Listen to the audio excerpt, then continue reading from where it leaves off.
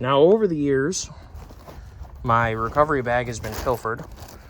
Evidently, I've lost a glove, and these are very ladylike gloves. I mean, they're just here because you never know when you need them. This was back in the day. We used to use this a lot back in the day. I haven't used it in a long time, just because. These are Bubba Rope brand soft shackles, and I have had nothing but great luck, so that's an extra one. I have another extra one. Oh, no, I put it back in the bag. So that is an extra one. Oh, wait, I do have 2 gloves. I got 2 gloves. I got some paracord, and this is actually a locking thing. This thing's got pilfered over the years. I mean, a knife, sure you need to have it. I used to have a little more stuff in here, but, you know, things happen. You use it, you forget about it. Kind of your options. These are 7/8 D-rings. 3/4 would work too. Half would work if you had a Jeep or another small Tacoma, you know, small light off-roader. Samurai. These I used also for towing. I hooked my hitch on my 2019 because they designed the hitches so dumb you couldn't even fit tow hooks into your hitches. So these have had more wear and tear simply because they're on the elements, using them to hook chains on for a trailer. But these also work great for recovery. We just used this one the other day to pull a friend out. So,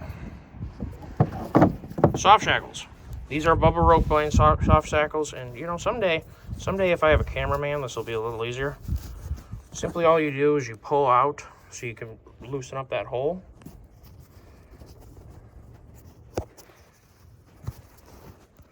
Oops, sorry guys, I'm totally failing. There we go. And then she'll tighten up. And you have yourself an incredibly strong and safe loop, and if it comes flying off, you know, it doesn't break things. Go do that with your soft shack or your hard shack. I generally like to hook metal to metal, and I like to hook soft to soft. So many years ago, and I'm not sure if this is a Bubba brand, Bubba Rope, but I highly encourage you to, you know, support whatever off-road firm you wish to support. Years ago, I used this to pull somebody out. It's probably the same friend that I'm always pulling out. And so we just did a little poop loop in here. And once you pull this hard, these things become so tight. I mean, this thing is, it may as well just be metal. It's so hard at this point. That's never going to come out. I would recommend, too, if you could find at least a 50-foot long Bubba Rope. I think this is 25. And when I first bought it, I guess I was younger. Didn't really know how important and how useful it was going to be. Get a 50. Because I've had to hook I think it's a 35,000-pound 4-inch strap, if I remember right. Yeah, I think it's from Tractor Supply. It's not anything too crazy. And this thing has been through a lot of pulls. Never broken. I really like that strap. Maybe I just got lucky with it. But this Bubba Rope has saved me and my friends more times than I can shake a stick at. And the other day we made a little bit of an oopsies and didn't notice we had a knot in it. And now that knot is so hard you could use it as a hammer.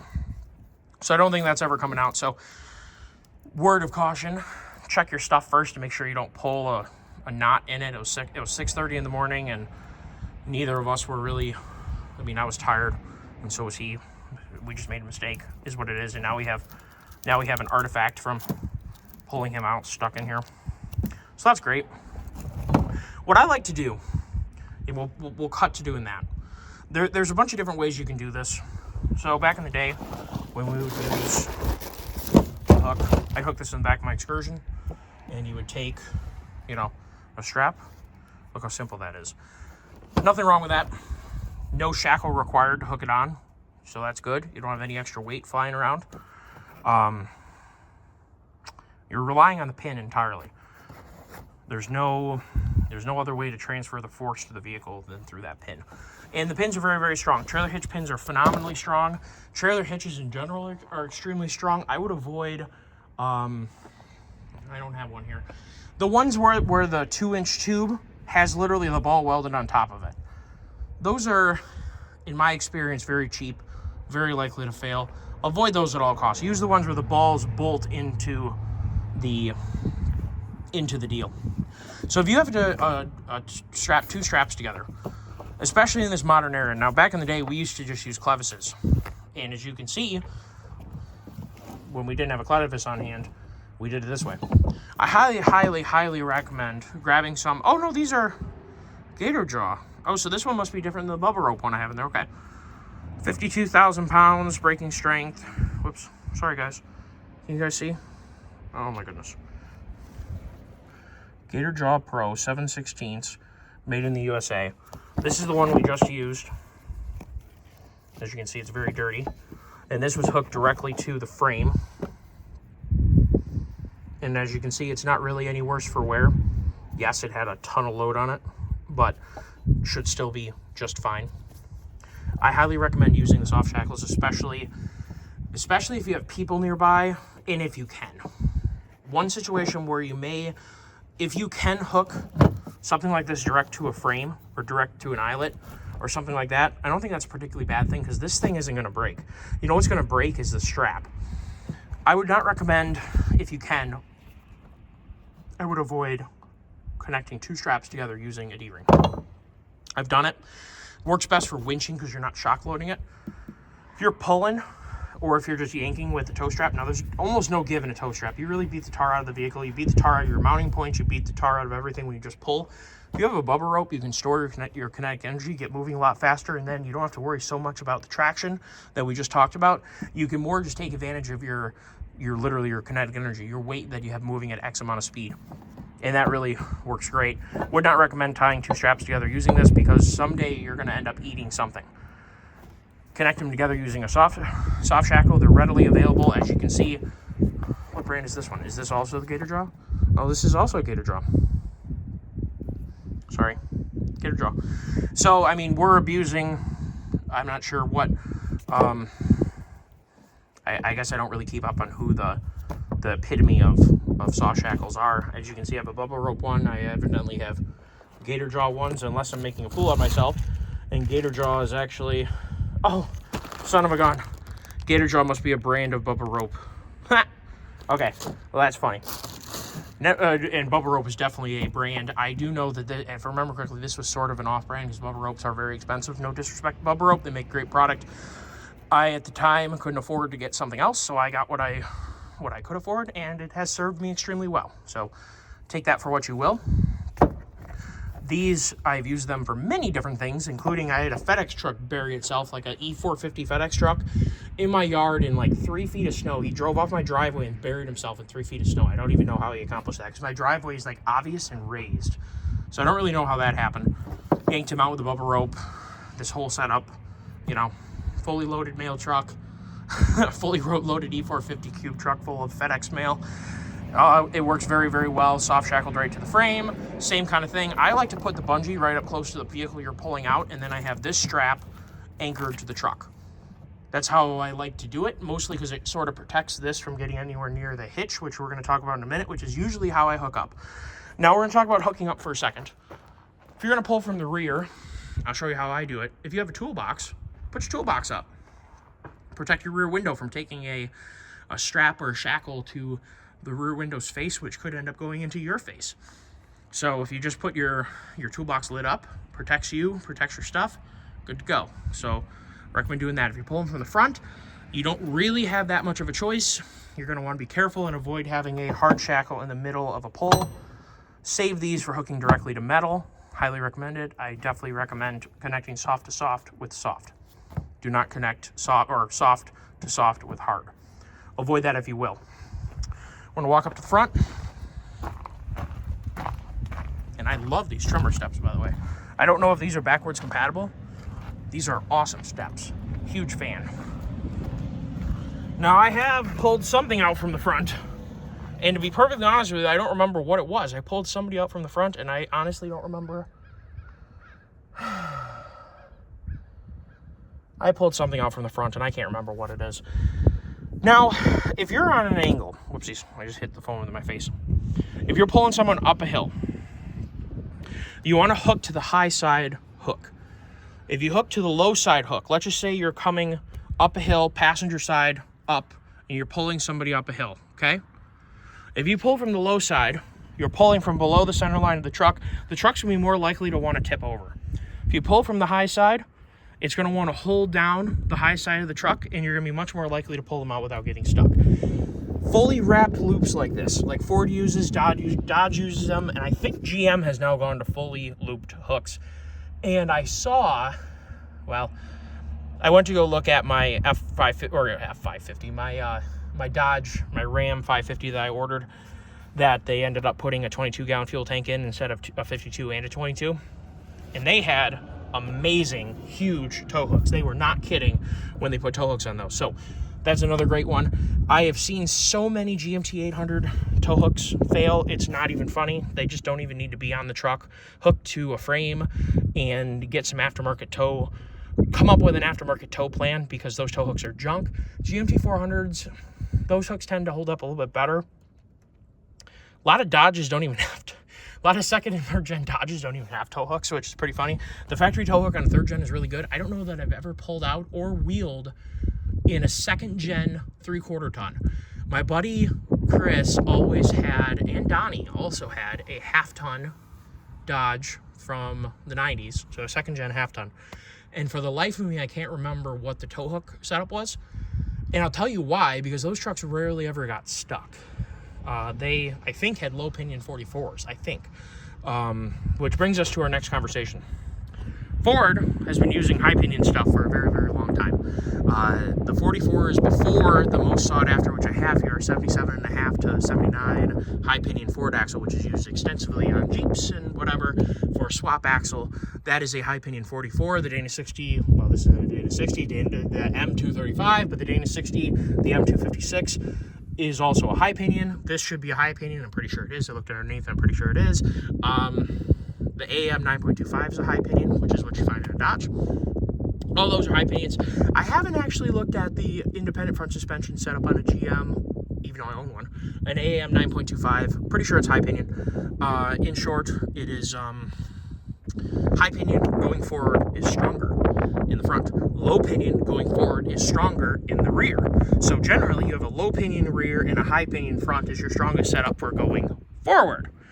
Now here's where the old, you remember the old days when grandpas used to say about how you always pull things in reverse? Well, that's because they had low pinion axles, and the front axle, which is most loaded when you yank on the front and you pull the front end down really quickly, and also because the weight is all in the front of a truck, especially an old truck, and worse if the truck had a big block, because they weighed like 5,000 pounds, and the front probably weighed like 3,500 pounds. I'm not even kidding on those old trucks.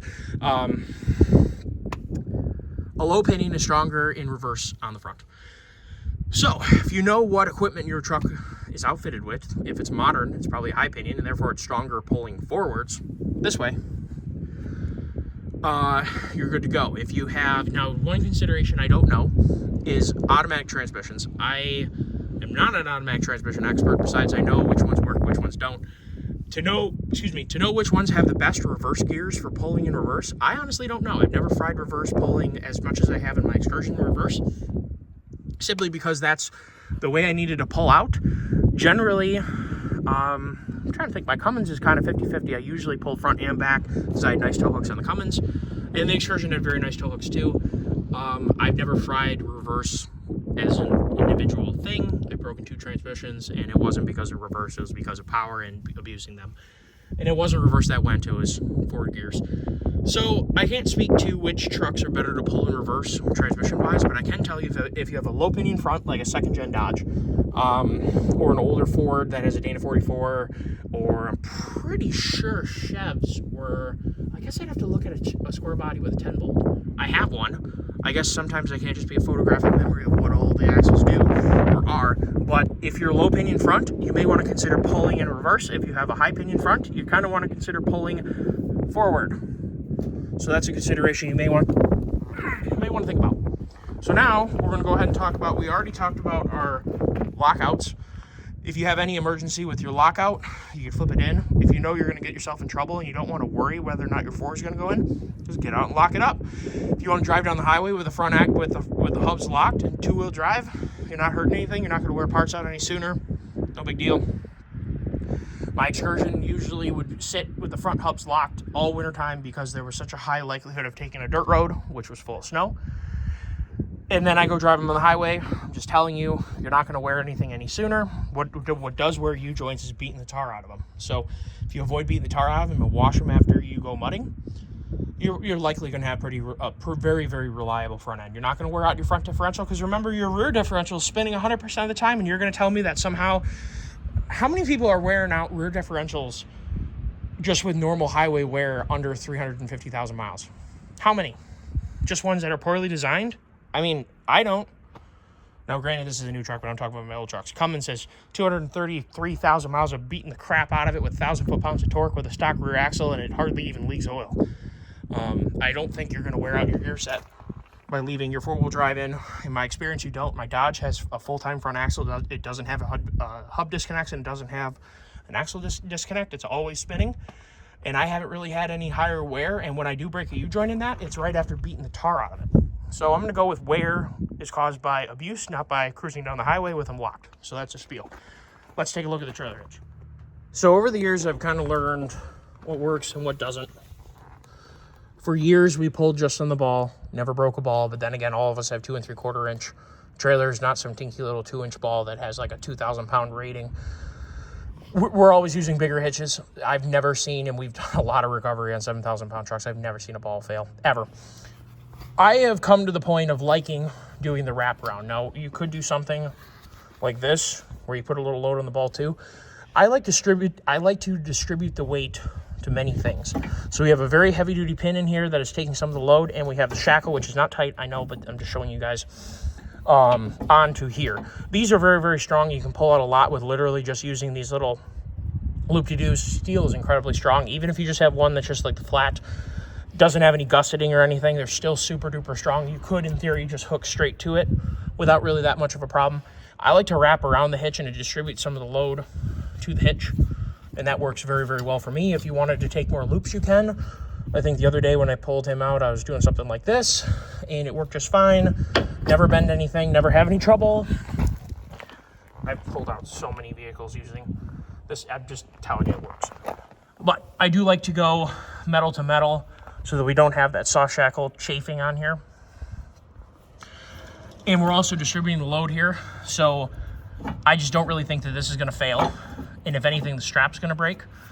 And if you want to, you can do a thing where you loop a little bit.